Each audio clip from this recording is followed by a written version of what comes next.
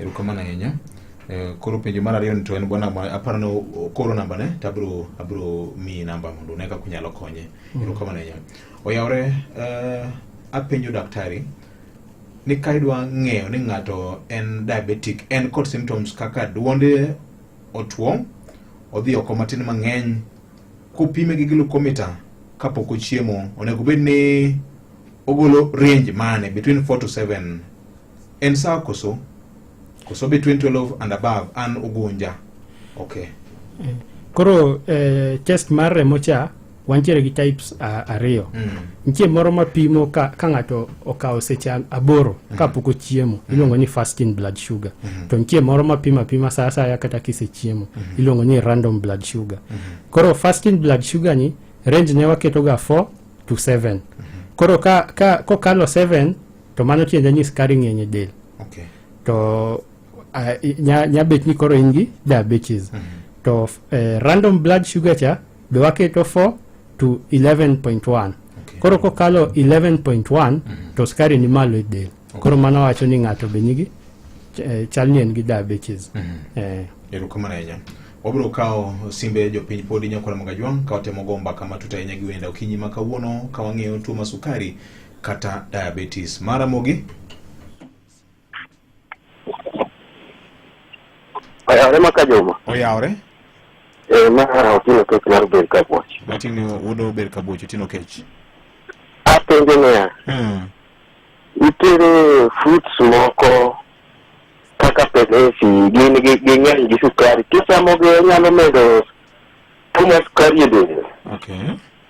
Thoth fruits moko nitie mang'eny gi sukari. Be gimedo koso to gi nguru kowa kod nirege nguru kabisa. Nguru michamo ni bende nyalo medo sukari e del. Okay. Erokamano, tino kech mar ber kabuoch. Erokamano ahinya. Mara Mogi oyawre? Pole. Oyawre Ramogi? Oyawre Ramogi? Oyawre Victor. Oyawre machiegni? Hello. Machiegni ne yamo? Hello. Ine yamo machiegni? Wawinji? Iluongi ni ng'ato in kanye? Owito jawinjo mos ahinya, tema kendo. Hello. Oyawre. Mosi. Ka mos jatenda. Ibi nane? Wan ka maber ahinya. Ilonga ni Tobias Odhiambo. Tobias Odhiambo in kanye? Ano Nairobi. Erokamano Tobias, karibu. Yena mondo penji ni mondo kiyie na daktari no puonje onuona weche mag symptoms mag blood sugar no. Okay.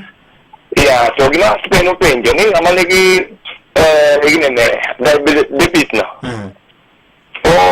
Be owinjo koyo koso nikech antiere nyathi moro o complain iwacho ni en gi diabetes tuo mar sukari. To owacho ko complain ni samo otuore gine no be sandan no bang'e to koyo donjone. Koro be mana symptoms mag tuo no koso. Okay. Obro duoki. Ko yie mondo daktari okonya e mano. To onuona symptoms mage. Sawa, Tobias, erokamano ahinya. Erokamano ahinya. Nyakwar Mogi mopogore kod mago bende an gi ting' ka mami milome ma wasebedo kwalando ni ka kokalo kuom chanjo ma ichiwo sani mar typhoid ikele kod kudni miluongo ni Salmonella typhi ma bende landore ahinya ka ok waketo kenge mag rito ler. Pi mimodho nyaka ichwaki, nyaka ithiedhe. Sama idhi e od konyruok nyaka iluok lweti gi sabun gi pi mamol. Luoko lwedo konyo kama duong' ahinya mar geng'o tuo ni kanyakla kod tuoche mamoko Nyakwar Magajwang'. To bende kik inyiew chiemo aoya e helu mok ng'eyo ni olose e lwasi machalo nade Nyakwar Magajwang'. Mano makosa maduong' ahinya. Kata kamano ot nitie kama ber ahinya. Wan kod chanjo ma sani koro ichiwo miluongo ni Typhoid Conjugate Vaccine TCV. Ichiwe kokalo kuom campaign ma piny owacho dhi godo nyime e Kenya mangima. Nochake tarik 5 dweni Nyakwar Magajwang', to ringo nyaka tarik 14 dweni. Ma otimo kenwa kanyo kod UNICEF kaachiel kod migawo mochung' weche mag thieth kod Ramogi FM kar chuny Jaluo. Chanjo ni geto nyithindo ma nie dweche kind dweche 6 Nyakwar Mogi nyaka higa 14. Kuom mano wuok oko ne kampen ma sani koro itimo gi sirikal. Jotend kanise, jotend dini mopogore opogore, jopuonj, jonyuol akwayo ni wachiw thuolo mondo nyithiwa omi chanjo. Chanjo ber kod ngimani. Chanjo kare kabisa, en safe. Titime nono maonge chudo mora mora.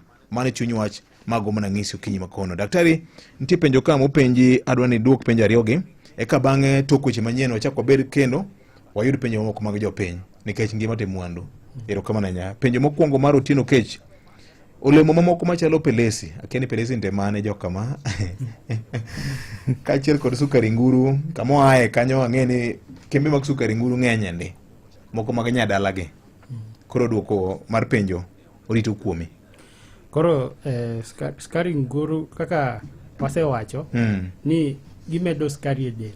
Gimedo wach ni skari koro